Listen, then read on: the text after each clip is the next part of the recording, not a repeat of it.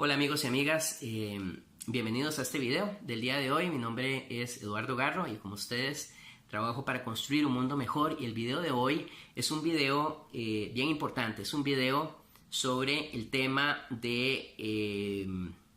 la naturaleza de los mecanismos de resolución alterna de conflictos, especialmente hablando de la mediación o la conciliación, desde la óptica de la libertad para utilizarlos y la libertad para ejercerlos. Y este es un tema realmente importante. Los mecanismos de solución alterna de conflictos, como la mediación y la conciliación, nacen de formas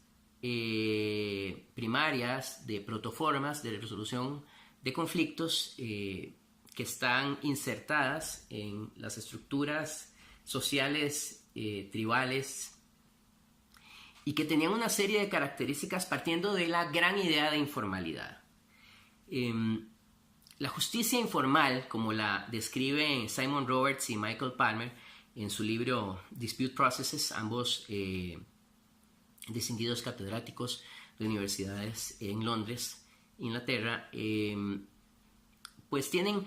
una serie de características en su origen que al día de hoy hemos pretendido mantener. Por ejemplo, son estructuras que no son burocráticas, son estructuras que tienden a estar desreguladas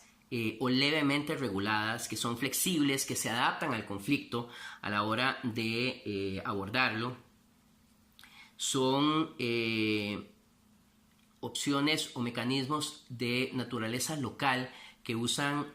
ojalá, recursos locales, que los neutrales, ojalá sean neutrales locales, que están cerca del conflicto y que lo abordan en un momento en el que este conflicto no ha alcanzado sus últimas consecuencias desde el punto de vista del proceso de escalada, y especialmente que están enfocadas al propósito de devolver la armonía y la paz social que fue perturbada por el conflicto. A la par de esto están los mecanismos que poco a poco, como lo hemos mencionado en otros videos, tomaron poder y se instalaron en los Estados-nación a partir del siglo XII más o menos, y que son mecanismos eminentemente formales, que son mecanismos eminentemente burocráticos, altamente regulados, operados por especialistas, que deben cumplir requisitos fuertes para poder ejercerlos, etcétera, etcétera, etcétera. Y entonces viene acá un dilema que se plantea dependiendo desde la óptica con la que veamos la mediación o la conciliación, en general la resolución alterna de conflictos, que son las dos ópticas, digamos, jurídicas. Voy a hablar en términos, viendo el asunto desde la perspectiva del derecho. Una es la perspectiva de la autonomía de la voluntad, que es esa que dice que nosotros los ciudadanos comunes y silvestres, en ejercicio privado de nuestras actividades, podemos hacer todo lo que la ley no nos prohíba. Y por otro lado está el principio de legalidad, que es el que deben utilizar las personas a la hora de ejercer función pública,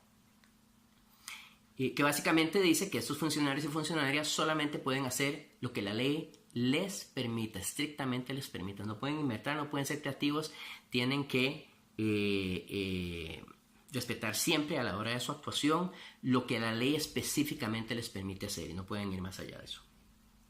Entonces, obviamente, cuando vemos la resolución alterna de conflictos desde estas dos ópticas, se puede crear una paradoja.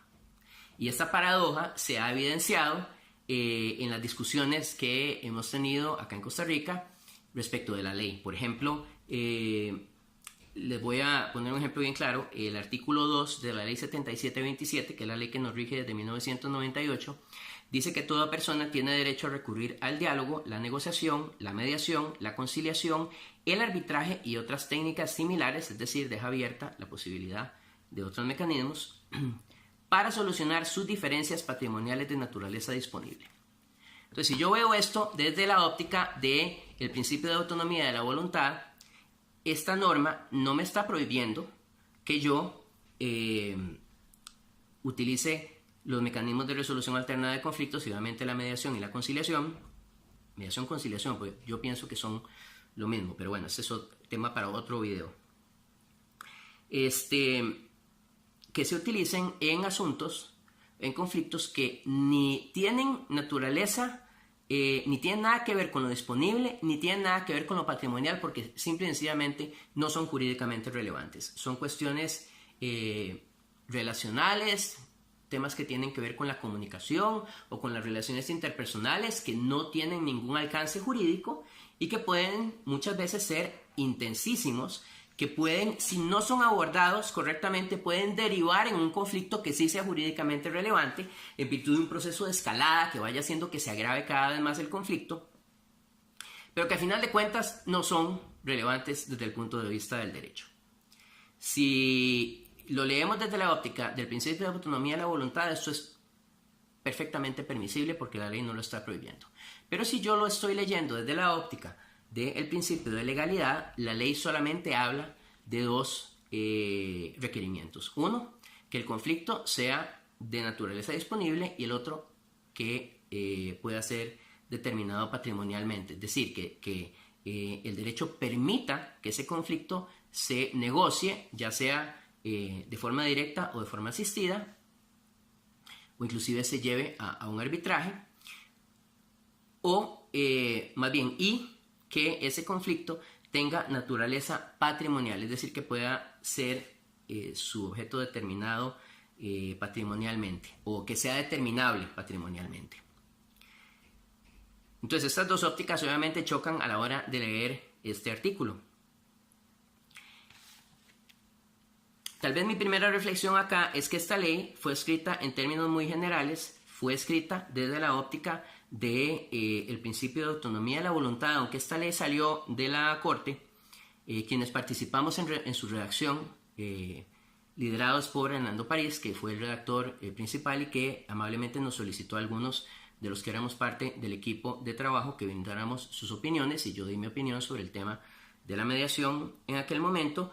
Pues la idea acá de este artículo era pues, que se entendiera básicamente desde la óptica del principio de autonomía de la voluntad, que permitiera la intervención de conflictos que no eran jurídicamente relevantes, pero que establecieran cuáles eran los requisitos para los conflictos que sí eran jurídicamente relevantes. Ahora, luego viene el artículo 5. El artículo 5 dice que la mediación y la conciliación extrajudiciales podrán ser practicadas libremente por los particulares con las limitaciones que establece la ley. Y entonces ya aquí la ley costarricense no solo establece que hay libertad para utilizar los medios, sino que hay libertad para ejercerlos. Y si a esto le agregamos lo que dice el artículo 9, que básicamente establece que para los acuerdos que se produzcan a partir de una mediación, una conciliación, estos acuerdos podrán producir el efecto, llamamos el efecto de cosa juzgada material, que es básicamente, para ponerlo en términos que sean más comprensibles para quienes no tienen nada que ver con derecho, que tengan el mismo valor que la sentencia de un juez que ha sido atacada, apelada, impugnada a través de todas las formas ordinarias posibles para hacerlo, es decir, una sentencia que esté totalmente firme. Y esto es un enorme poder que nuestra ley le dio a la mediación, a la conciliación, y lo hizo de una manera atípica, porque en aquel momento, no sé si eso habrá cambiado, pero en aquel momento en que la ley salió, ningún otro país, en mi entendimiento, de la región, le daba esta fuerza a la ley. A mí me pareció totalmente válido, porque si nosotros le damos ese valor a una solución que establece una tercera persona, que en la realidad, tal vez un poco como han evolucionado las cosas, como dice Niels Christie, pues el juez y los abogados se han convertido en los dueños del conflicto, en los propietarios del conflicto, pero que en la realidad quienes son protagonistas y dueños del conflicto son las partes. Si le damos esa fuerza a un acuerdo que produce un tercero, ¿cómo no se lo vamos a dar al acuerdo, mientras que sea legal, mientras que sea dentro del ámbito de lo permitido? ¿Cómo no se lo vamos a dar a las personas que son los protagonistas, quienes están sufriendo los efectos del conflicto? Así que a mí me pareció que era totalmente lógico darle este efecto a la ley y a los acuerdos que derivan de la mediación. Entonces, obviamente, cuando hablamos acá del tema que regula el artículo 5, que es esta idea de que la mediación y la conciliación extrajudiciales podrán ser practicadas libremente por los particulares, se nos queda este dilema de entender, es la única manera de entenderlo, que la ley dice que cualquier persona puede ejercer la mediación, la conciliación, y que puede producir acuerdos junto con las partes y con su voluntad. Pueden producir acuerdos que tengan este valor de cosa juzgada material. Y esto ha creado mucha discusión y ha creado algunos problemas, porque si fueran solamente los casos en los que de buena fe las partes se sientan con un mediador, aunque no sea un mediador que tenga, por ejemplo, una formación muy desarrollada, muy detallada en resolución de conflictos y mediación y conciliación específicamente, si se sientan y llegan a un acuerdo, pues todavía lo que hay que afinar ahí es el entrenamiento necesario para que ese acuerdo pueda ser ejecutado, pueda producir esos efectos esperados, los efectos que establece el artículo 9 de la ley. Pero es que hay casos en los que la gente al día de hoy ha mal utilizado el instituto de la mediación y la conciliación y sus efectos, como el efecto de la sentencia de un juez que ya está totalmente firme, como falsificando firmas, falsificando acuerdos, cosas como esas, ¿verdad? Que obviamente son malintencionadas y que tienen como su objetivo posiblemente lograr fines ilícitos. Y como la ley es tan flexible a la hora de determinar quiénes pueden ejercer la mediación y producir ese efecto, entonces se ha creado una discusión muy importante que es totalmente válida. La solución que han planteado algunos es básicamente eliminar el artículo 5 de la ley, es decir, el artículo que permite el ejercicio libre de mecanismos como la mediación-conciliación. Pero yo ahí estoy en desacuerdo. Y este video lo hice básicamente para plantear eso. La naturaleza informal de la resolución alterna de conflictos, si bien tenemos que aceptar que dentro de el ejercicio de la función pública, estos funcionarios requieren para mediar o para conciliar, requieren de una regulación mucho más detallada, y creo que tienen que haber reformas en ese sentido para que los funcionarios cuenten con la regulación que necesitan para poder actuar. Si bien eso es cierto, la ley básicamente, o la resolución alterna de conflictos, tiene una naturaleza informal, una naturaleza que le permita al proceso adaptarse al conflicto, que sea flexible, que sea comprensible, que etcétera, etcétera, etcétera. Todas las características que mencionaba hace un momento. Y la libertad para ejercer la resolución alterna de conflictos está atada a la posibilidad de que personas o recursos locales puedan ser utilizados de la manera más pronta posible para abordar conflictos antes de que se escalen y que se vayan agravando. Y esto no debe desaparecer de la ley. Así que mi posición, respetuosa siempre, es de que la modificación a la ley no debe estar en el artículo 5. Debemos proteger ese derecho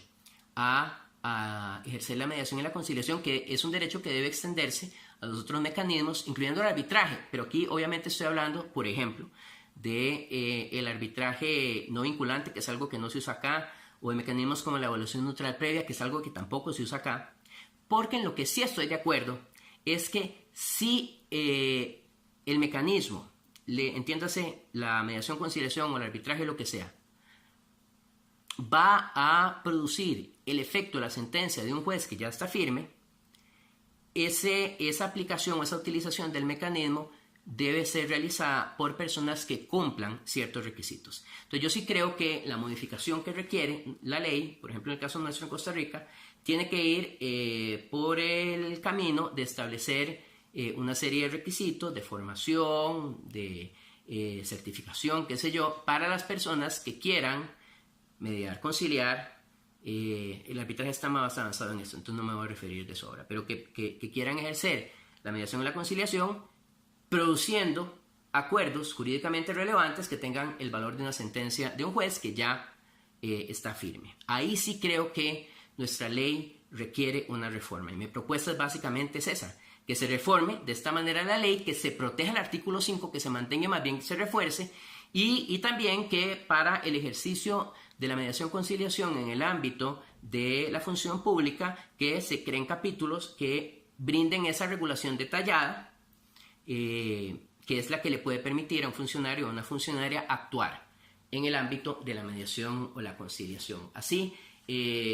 tratando de resumirlo lo más que pude, eran las ideas que quería abordar en este video. Resultó un poco más largo de lo que yo esperaba, pero bueno, espero que les sirva para la reflexión, que ese es mi objetivo principal, y que pues les permita a ustedes tomar una decisión de cuál sería la posición que ustedes quieren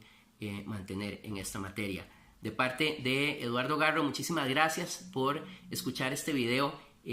porque yo, igual que ustedes, trabajo por construir un mundo mejor, y mi objetivo acá es compartir información para que todos podamos reflexionar y tomar las decisiones más informadas posibles. Nos vemos en el próximo video, que disfruten mucho, chao.